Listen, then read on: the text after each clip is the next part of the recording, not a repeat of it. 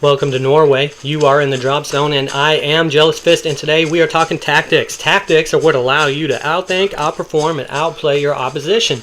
And today, this very specific episode, we are talking about how to win gunfights, and specifically how to win gunfights against guys who are really good, guys who know how to move, who know how to think, know how to play your prototypical sweatbag tryhard, a guy who wants to try hard to win. So, I've been waiting to do a gunfight episode for a little while now because people ask about it all the time. What have I been waiting for? Who have I been waiting for? Well, what I've been waiting for is a good gunfight. And who have I been waiting for to have it with? Somebody like this in this video. A guy who knows what he's doing. A guy who knows what he's about. I wanted you guys to see a good fight between me and a guy who really knows what he's doing, that has all the elements of what you really need to be successful and to win a gunfight against anybody. And this guy is a guy who you know. I almost initially asked him if I could use this fight, show his name, just out of pure respect and love for this guy. I have a lot of respect and love for this guy, but I'm not going to lie, I was afraid maybe he would say no. So, I censored out his name box, and I'm not going to say who he is. And if you see this, bro, nothing but respect, and if you want credit for this being you, I will add it in later if you see that. Anyways, let's continue on. So, we are going to go right back to the beginning here. And we are going to stop for 1 second. Okay, so just for a little background on this specific game right here. So, game started about 20 seconds ago. I spawned over here by Megan's Grove. I had been running over here to the comm station. I believe I actually had changed the comm, and I was going to head east. This specific screenshot, this specific map is not from this specific game. This is just a map I have on hand. So I was working my way east, and I was going to go loot around and get ready for the airdrop. And unfortunately for me, Mr. Sweatbag TryHard spawned down here in the south, brodeling with me as well. And that's just how it worked out. So I heard him coming up here, let loose with that H-bar. As soon as I heard that H-bar, I knew I was in trouble because I had the H-bar and TryHard had an H-bar. Right here. Right there is when I know he's around. I see him up there. He sees glint. Always look for that glint. Now, what am I doing here? I know I don't really have a chance of getting him, but maybe you get lucky. Maybe you get lucky. Let's rewind here. You see how I didn't initially see him? I had no idea this guy was right there. Right here. I had no idea he was there until I saw the glint of TryHard shooting over that way. And as soon as I knew he wasn't shooting at me, because he's so accurate, those bullets would have gone by my face or into my face, knowing who this guy is. So when he was shooting towards me but not at me, I knew somebody was near me. Big clue, big brain move. If he's not shooting at you, he's shooting at somebody. So you need to find where that guy is. So what I do, I turned to my left, to the west, and took this guy out before he took me out. So there we go.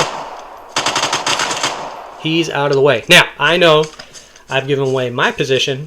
Well, initially when I fired a TryHard over there, now I just killed the guy he's trying to get. So what am I doing? It looks like I'm trying to run away. Well, I'm not actually trying to run away because there is no getting away from a guy like this, okay? He will chase you down, hunt you down, and put a round right in your stupid face. Right in my stupid face.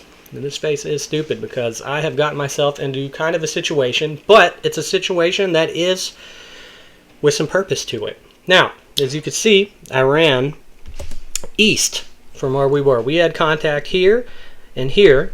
Now I'm running to the east. Why am I doing that? Well, the last time he saw me, I was right here. So I need to immediately move to somewhere where I was not just at, because with a guy like this, you cannot stay where you were when he saw you.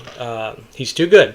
He's going to have plans and plots and things he wants to do. So we need to get away from exactly where we were. So I immediately reposition. Immediately upon repositioning, you want to get good, hard cover. I'm in a terrible spot. Being in this open field, there's not a lot of good cover. He can see me go everywhere. I have nothing to hide behind, and I have nothing but empty space for him to see me in. You do not want to be in empty space. You need to be behind something big and solid to hide you from those incoming rounds. Always seek good hard cover whenever possible. Now there are times that you cannot do that, and you'll have to organically in the moment know when that needs to be. But as a general rule, if you can, you need to take cover immediately behind something big that will shield you from those bullets, from those rounds that are trying to kill you. Continuing on. Keep on moving, keep on moving. Now I see him up there. Saw that glint. trying to get him. Missed, but that's okay. Get back behind cover. Always behind cover. Do not expose yourself unnecessarily. Turn fire whenever possible if it feels safe. Now, I'm going to pause again. See, it seems like he's being foolish, right? It would seem like a smart idea for him to pop in and out of cover behind this trailer or behind the hay bales and wait for me to make a mistake or get lucky and shoot me in the face. Now, I know he knows that. And I know he knows that because this guy and I have gotten into many a gunfight. We have crossed swords before. We've dueled many times. I got a lot of respect for him, and I know he's got respect for me. Now, as soon as I saw him running from cover to cover to cover to cover, getting ever closer to me, I knew what this guy was going to do. And let's just let this play out, and then we'll explain what he was doing and what I knew he was doing and what I decided to do about it. Because these guys tend to always do the same thing. If they can't take you out from far away, they get up close to you to do this little trick that you're going to see him try to pull on me. But I said, no, sir, not today. All right, continuing on.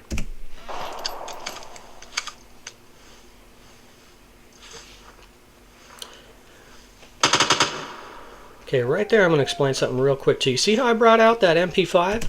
Now, the reason I switched to my MP5 really quick and then back to my H-bar was so that it would be in my hotkey, so that I could immediately, if I ran out of ammunition, without having to reload, I could just hit the Y button and switch over to my MP5. You cannot just hit your Y button to switch guns unless you've intentionally switched from one gun to the other. And then if you break out a consumable, like a tool, after switching between guns, that will break the hotkey. Like, I would not say I switch from H bar to MP5. I could then hit the Y button and go back and forth between the guns easily, very fast, right? Well, if I go from H bar to MP5, I've got it hotkeyed. Now, if I go back to H bar but then break out a disinfectant or an antibiotics or an armor plate, it will break that hotkey and I can no longer hit the Y button and switch back and forth between my two guns quickly.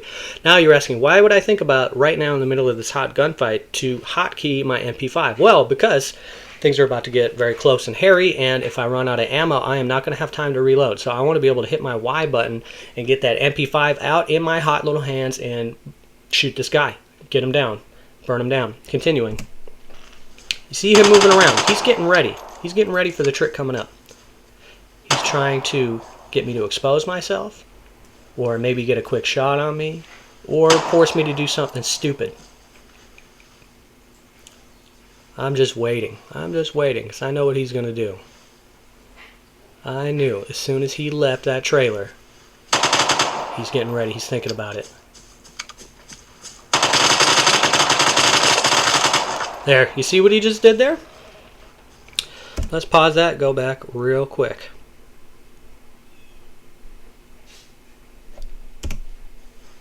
He's coming out, he's coming to rush.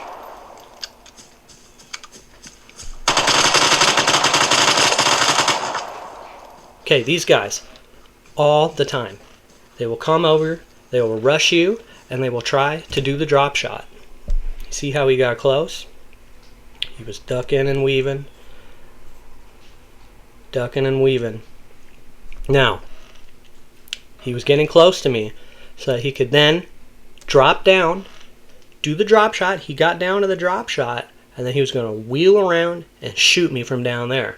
Because the drop shot is quick. It feels quick in the heat of the moment. Now, if you're not ready for that, he's probably going to get you. And you might be wondering, well, people drop shot me all the time. I start shooting at them, and they just kill me automatically. How did you do that, Jealous? What did you do? All right, this is a big trick. This is a big technique here. Big brain move that it seems like not a lot of people know about. Notice how I'm shooting at him. I did not hit my left trigger. I did not aim. All I did was blind fire from the hip. I did not aim. When you do that, your gun will just instantly point down to the ground because you don't have that slowdown factor, that slow aim penalty that you get when you hit your LT. When you LT, you move a lot slower, your gun swings a lot slower. When somebody tries to drop shot you, if you aim at their feet as they're going down to the drop shot, while not holding your left trigger to aim, your gun, your barrel, your muzzle will swing down. Watch this. Boom! Before he could do anything. He wasn't expecting that. When they get up close to you, even if you don't think they're going to drop shot, whenever somebody is within 5, right here, let's rewind. When somebody is as close to you as I am, you see me right here. I'm right here. See this hay bale? When somebody is that close to you, do not aim your weapon with your left trigger button or whatever it is you use on your console. Don't do it. Use your reference dot and use your instincts to burn him down to the ground immediately. His drop shot will not beat you if you do not aim. I actually don't even have the vocabulary to describe exactly what I'm talking about, but I hope you understand what I'm talking about. When they're up close, whether you think they're going to drop shot or not, don't aim. You completely remove that slow penalty, that slow aim penalty, whatever that is. I don't know if the developers did that on purpose or what, but when they're up close, don't aim your gun. Swing your gun around from the hip, blind fire. You can move way faster than they can drop shot. It will, if you have a slow connection like I do, I have a very, very bad internet connection. It has saved me multiple times. Don't aim your weapon. Just point your gun in their direction and shoot. Now, let's rewind 1 second and watch that again on the drop shot. Now, it looks like I'm really... See, we were expecting it, so it seems slow, right? But in the heat of the moment, it's much quicker and much more natural than it feels. As soon as he started to drop, I instinctively got that gun on target, right on the ground towards where he was shooting. And you saw how he was still rotating. Let's do this again. You see how he's still kind of rotating to his right as I'm already down shooting into him? That's because he was holding his trigger button, or his aiming button. He had the aim penalty. I didn't. I did not. So I kept my gun right on him, right on target. And you could even see a lot of my shots weren't registering and they were missing, either because of the excitement of the moment or because of my internet. Who knows?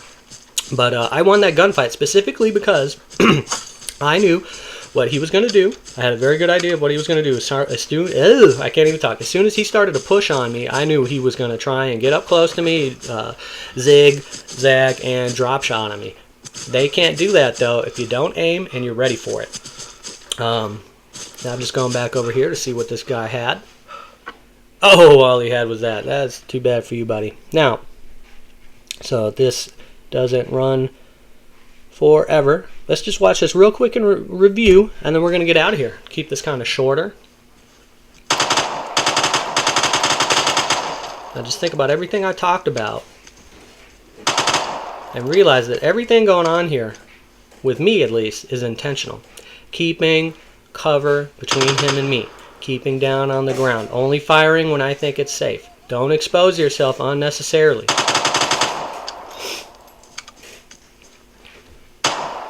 Only fire when you think you have a semi-decent shot at getting a shot on target. And always keep something between you and the enemy. See how I'm keeping something between him and me? Always. Don't expose yourself. Be safe.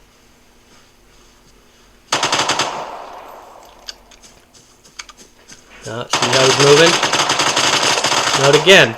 He didn't even have his gun on me by the time I'm already shooting him because I wasn't aiming, I wasn't holding that LT. You can't drop shot me, and now you know what? Since you watched this video, they can't drop shot you. Everybody complains about the drop shot. Everybody complains about H-bars, SG-1s, blah, blah, blah. It is not the guns. It's not the toys. It's your mind. It's your brains. It's your reflexes. It's your instincts. It's the teachings that you have been taught and the experiences that you experience. Now, thank you, all of you, for watching this video with me. Please get better at these gunfights. Please get these wins. We need to get these airdrops. We're not getting these airdrops without tactics. Tactics are what let you, once again, what? Outthink, outperform, outplay your opposition. And I am your #1 ranked airdrops all-time Jealous Fist.